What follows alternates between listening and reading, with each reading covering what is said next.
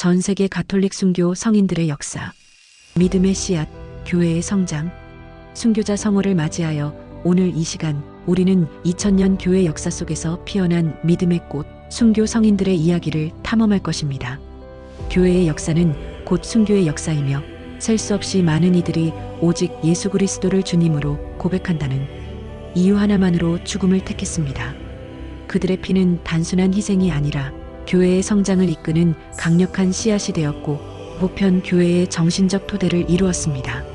오늘 우리는 이 위대한 순교자들의 발자취를 따라가며 그들의 숫자, 순교 방식, 그리고 그 이후 교회가 어떻게 성장하고 확산되었는지 전 세계 가톨릭 교회를 중심으로 자세히 살펴보겠습니다.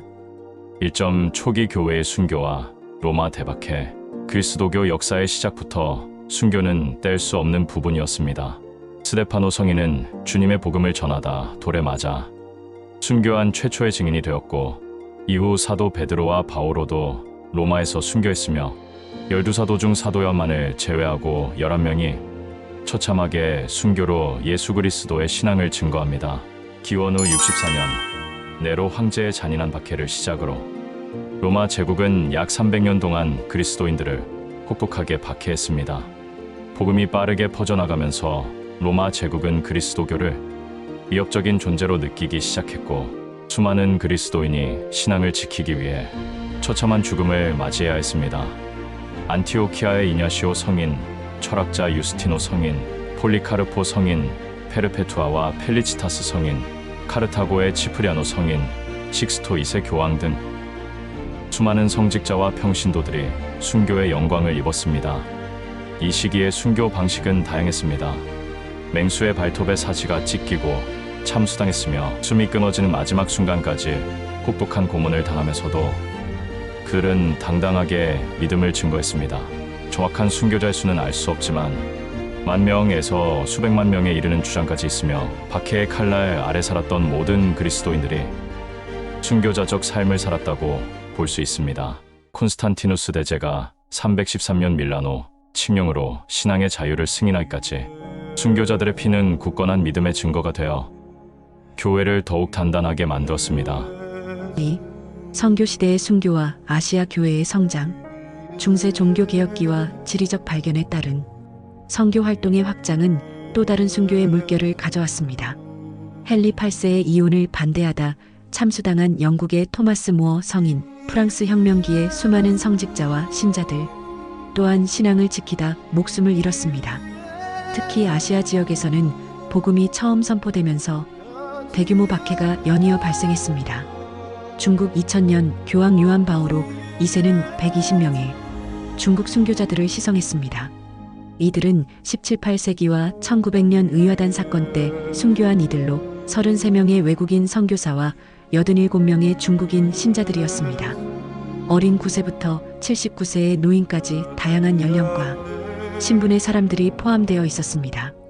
일본 16세기 말 박해가 일어나 수만 명의 순교자가 탄생했으며 이 중 26명이 1862년에 시성되었습니다. 심지어 한국인 순교자인 성 레오 가라수마르도 1597년 나가사키에서 십자가형을 받고 순교했습니다.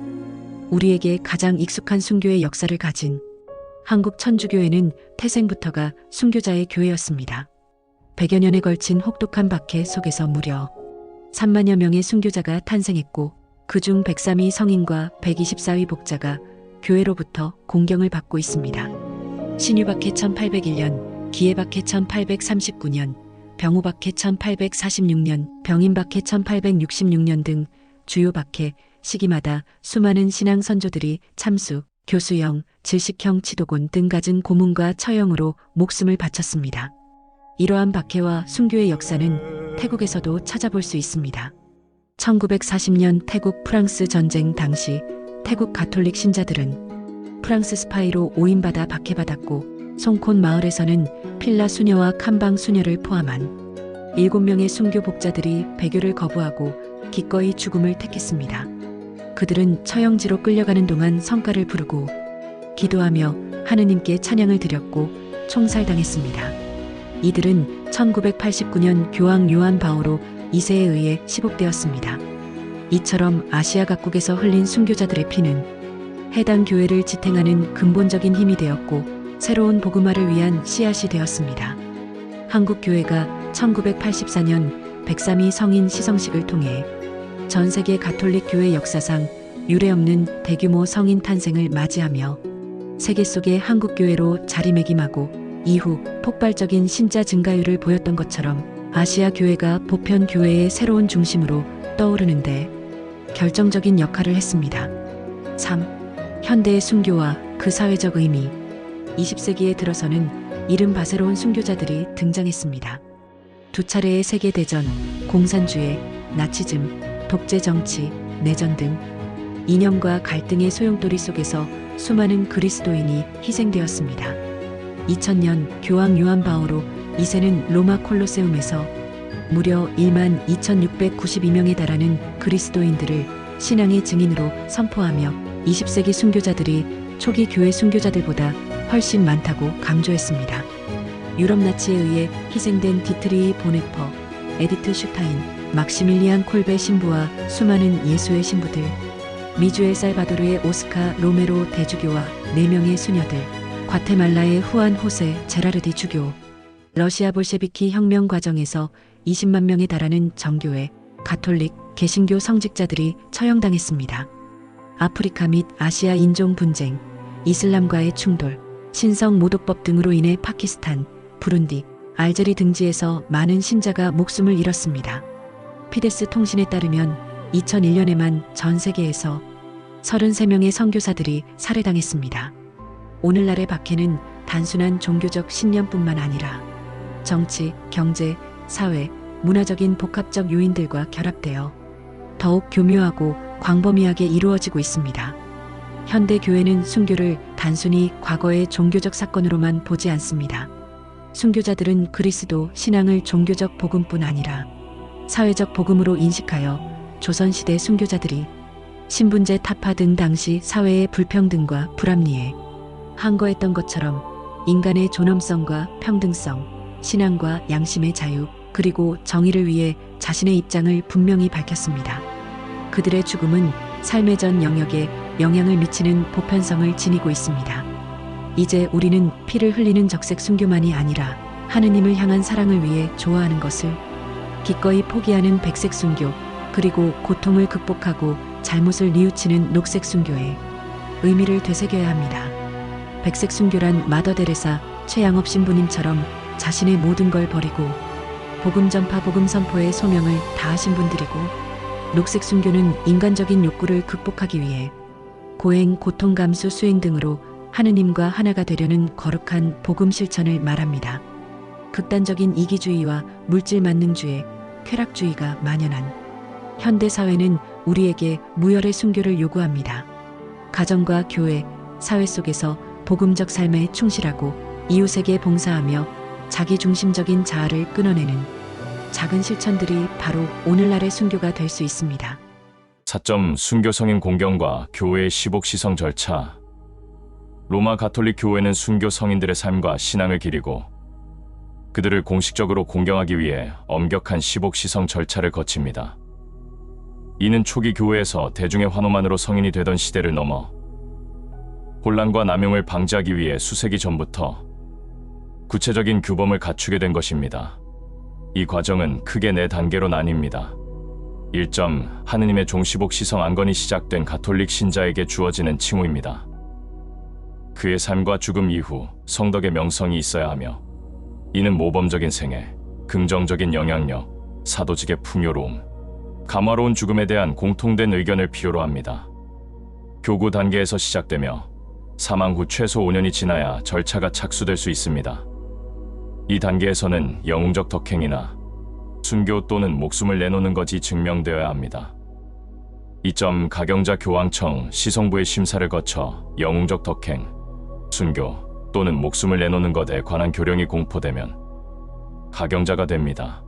여기서 순교자는 신앙에 대한 증오 때문에 죽임을 당하는 것을 그리스도인답게 받아들인 이들을 의미합니다. 또한 2017년부터는 목숨을 내놓는 것이라는 세 번째 유형을 통해 시성이 가능해졌는데, 이는 다른 이들을 위해 자발적으로 목숨을 바치는 지고한 사랑의 행위를 인정하는 것입니다. 3. 복자 순교자로 선언된 가경자는 곧바로 복자가 됩니다. 순교자가 아닌 경우 그의 정구 대신 강구로 이루어진 기적이 조사되어야 합니다. 일반적으로 이는 과학적으로 설명할 수 없는 치유로 완벽하고 지속적이며 즉각적으로 이루어졌으니 의학자문위원회의 판단을 통해 인정되어야 합니다. 하나의 기적이 인정되면 교황의 승인으로 복자품에 오르게 됩니다. 복자 기념은 해당 나라에서만 한다 합니다. 4. 성인 복자가 성인으로 선포되려면 15기 이후에 일어난 두 번째 기적이 실제로 복자의 정구로 이루어진 것임이 인정되어야 합니다. 교황은 특별한 경우 두 번째 기적 심사 없이 오랜 공경을 인정하여 시성할 수도 있습니다. 이러한 엄격한 절차를 통해 교회는 순교 성인들의 삶을 검증하고 그들을 신자들의 모범으로 제시합니다. 성 김대건 안드레아 신부와 성 정하상 바오로 그리고 동료 순교자들 대축일은 바로 이러한 순교자들의 삶과 신앙을 기억하고 본받기 위한 날입니다. 믿음의 씨앗, 교회의 성장. 오늘 우리는 초기 로마 시대의 박해부터 아시아의 선교 시대, 그리고 20세기와 현대에 이르기까지 전 세계 가톨릭 순교 성인들의 위대한 여정을 함께했습니다. 그들은 각자의 시대와 장소에서 믿음을 위해 가장 고귀한 것을 바쳤고 그들의 희생은 교회의 역사에 지울 수 없는 흔적을 남겼습니다. 순교자들의 피는 복음의 씨앗이 되어 교세 확장의 결정적인 동력이 되었습니다.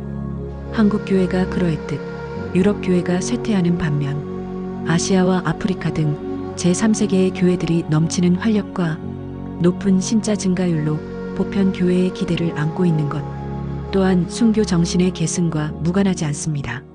순교는 과거의 단편적인 사건이 아니라 지금도 전 세계 곳곳에서 그리고 우리의 일상 속에서 계속되고 있는 현재 진행형의 사건입니다. 순교 성인들은 죽음도 삶도 천사도 권세도 현재의 것도 미래의 것도 권능도 저 높은 곳도 저 깊은 곳도 그 밖에 어떠한 피조물도 우리 주 그리스도 예수님에게서 드러난 하느님의 사랑에서 우리를 떼어놓을 수 없습니다라는 사도 바오로의 고백처럼 하느님께서 자신들과 함께 계심을 굳게 믿었습니다.